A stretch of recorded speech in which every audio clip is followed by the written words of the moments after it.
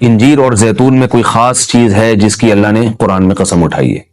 اللہ تعالیٰ کی عادت ہے کہ کبھی بھی اپنے پیغمبروں کی خوراک وہ چیز نہیں بناتے جو صحت کے لیے نقصان دہ ہو، اور قرآن میں ایسی چیز کا تذکرہ نہیں کرتے بطور نعمت کے جو صحت کے لیے نقصان دہ ہو۔ تو اس یقیناً انجیر اور زیتون میں کوئی اضافی چیزیں ہیں کہ اللہ نے قرآن میں انار کا بھی ذکر کیا، اللہ نے انگور کا بھی ذکر کیا، مگر میرے علم میں ایسی کوئی آیت نہیں جس میں انار یا انگور کی قسم اٹھائی ہو۔ تو یہ بھی یقیناً بہت بہترین پھل ہے، لیکن انجیر اور زیتون کی اللہ قسم اٹھا رہے ہیں کہ یہ گواہ ہے کہ انسان بہت بہترین ہے۔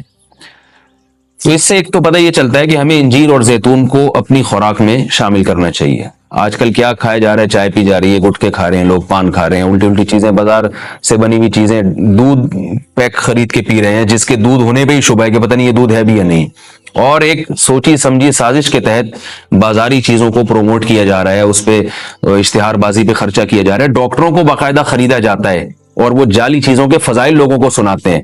لوگ یہ سمجھتے ہیں کہ ڈاکٹروں میں 2 نمبری ہو ہی نہیں سکتی، یہ غلط ہے۔ بہت سارے ڈاکٹر لوگوں کو بہت ساری غلط چیزوں پہ لگا رہے ہیں۔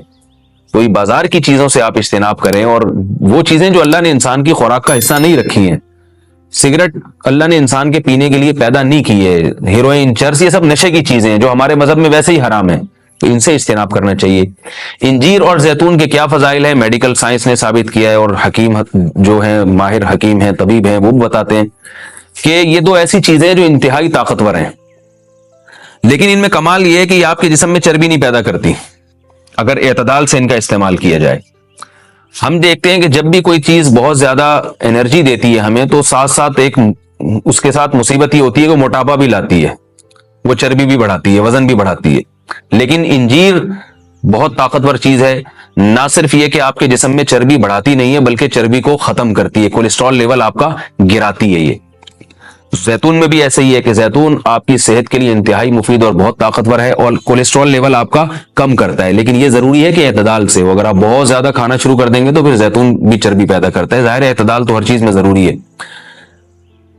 اور کچھ چیزیں ایسی ہیں انجیر اور زیتون میں جو میڈیکل سائنس کہتی ہے کہ انجیر پیٹ کے کیڑوں کو ختم کرتی ہے، انجیر قبض کو ختم کرتی ہے۔ قبض کا سب سے بہترین علاج ہی انجیر ہے۔ لوگ اس طرف توجہ نہیں دیتے، دوائیں کھاتے ہیں، ایلوپیتھک دوائیں کھاتے ہیں، اس کے سائیڈ ایفیکٹ بہت سارے ہوتے ہیں۔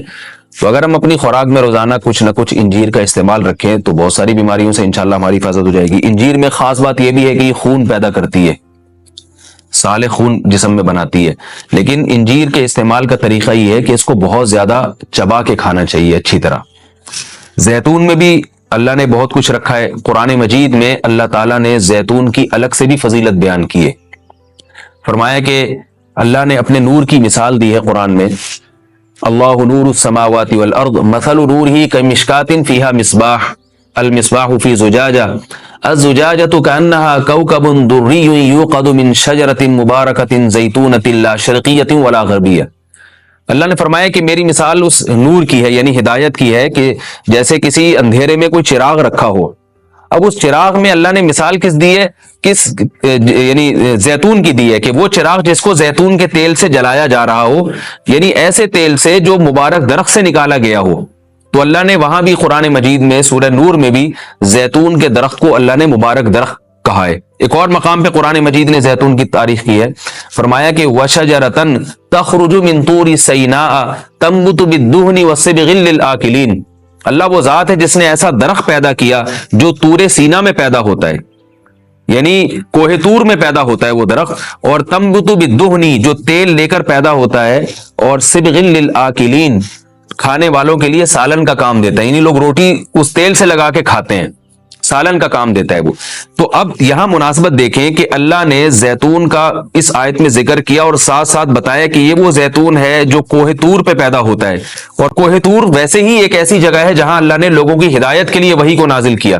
تو پتہ یہ چلا کہ زیتون میں جہاں جسمانی فوائد ہیں وہاں کچھ روحانی فوائد بھی ہیں، کیونکہ اللہ نے اس کو مقدس جگہ پہ پیدا کیا ہے، اور وہاں کا تذکرہ اللہ نے کوہ طور کا تذکرہ اس کے ساتھ ساتھ کیا ہے۔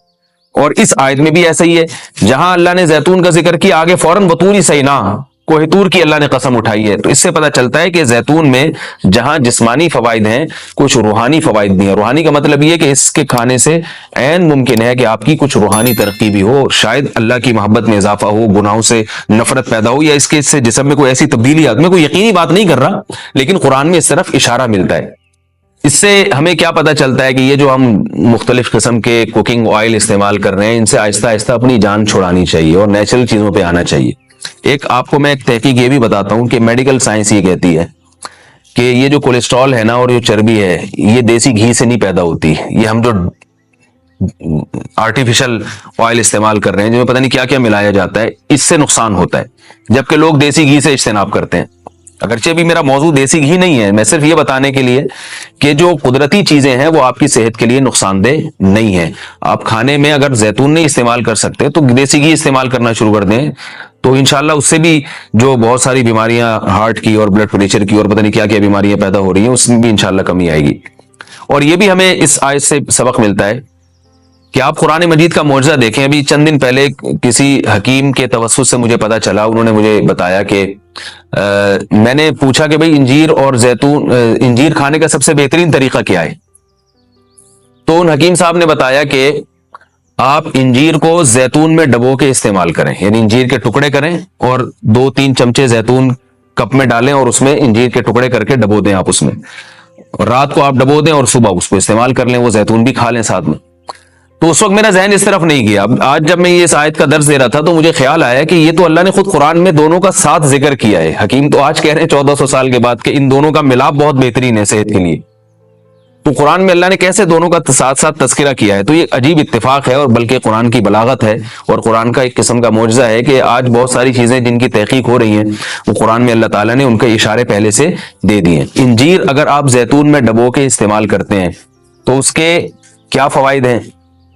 ایک فائدہ تو یہ ہے کہ انجیر کو چبانا آسان ہو جاتا ہے, ورنہ انجیر بہت سخت چیز ہوتی ہے, اس کا چبانا آپ کے لیے مشکل ہے. جب آپ اس کو زیتون میں ڈبو دیں گے, آپ صبح جب کھائیں گے تو آپ کو پتہ چلے گا کہ وہ نرم ہو گئی ہے, اس کا کھانا آسان ہے.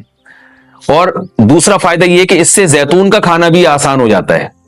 آپ اگر زیتون ویسے ہی چمچہ بھر کے پئیں گے تو جو لوگ زیتون کے عادی نہیں ہیں ان کے لیے مشکل ہے اس طرح سے پینا, وہ ٹیسٹ گین ہوتے ہوتے کافی ٹائم لگتا ہے.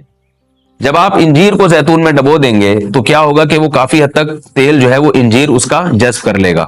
پھر جب آپ استعمال کریں گے تو وہ تیل کا استعمال بھی ہوگا, مگر وہ تیل کی ایک خاص قسم کی جو ایک مہک ہوتی ہے جس سے بعض لوگ جس کو پسند نہیں کرتے, تو اس مہک سے بھی آپ کی جان چھوٹ جائے گی اور آپ وہ آسانی سے کھا سکیں گے.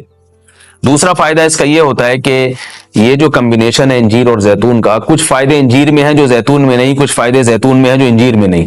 تو یہ کمبینیشن ایسا ہوتا ہے کہ آپ کو ایک صحت کے لیے ایک بہترین ٹونک مل جاتا ہے, کولیسٹرول لیول آپ کا کم ہو جاتا ہے, قبض آپ کا ختم ہو جاتا ہے. یعنی اطباء یہ کہتے ہیں کہ یہ 2 آتشہ بن جاتا ہے, یعنی انجیر کا فائدہ بھی ڈبل ہو جاتا ہے اور زیتون کا فائدہ بھی اس سے ڈبل ہو جاتا ہے. تو جب اللہ نے قرآن مجید میں ایک چیز کا بہت اہتمام سے تذکرہ کیا ہے تو ہمیں اس کو استعمال میں لانا چاہیے. میں نے عربوں کو دیکھا ہے وہ بہت زیادہ انجیر اور زیتون کا استعمال کرتے ہیں, مگر ہمارے ہاں صبح صبح لوگ جیم کا استعمال کر لیں گے, شہد نہیں استعمال کرتے, اور بچوں کو ٹافیاں کھلا دیں گے, انجیر نہیں کھلائیں گے کبھی بھی. میں اپنے والد صاحب کو دیکھتا تھا, وہ ہمیں انجیر لا کے دیا کرتے تھے, ہم کھاتے تھے اس کو شوق سے, والد صاحب خود بھی استعمال کرتے تھے. تو والدین کو چاہیے کہ بچوں کو ان چیزوں پہ ڈالیں. میٹھا کھانے کا بچوں کو شوق ہوتا ہے تو آپ ٹافی یا چاکلیٹ کے بجائے آپ ان کو انجیر کھلا دیں, آپ ان کو کوئی ایسے پھل فروٹ کھلا دیں, شہد کھلا دیں. تو ان چیزوں پہ لانا چاہیے کیونکہ اللہ تعالیٰ نے صحت کی حفاظت کا بھی ہمیں حکم دیا ہے, قرآن و سنت میں اس کا بہت تاکید سے حکم ہے.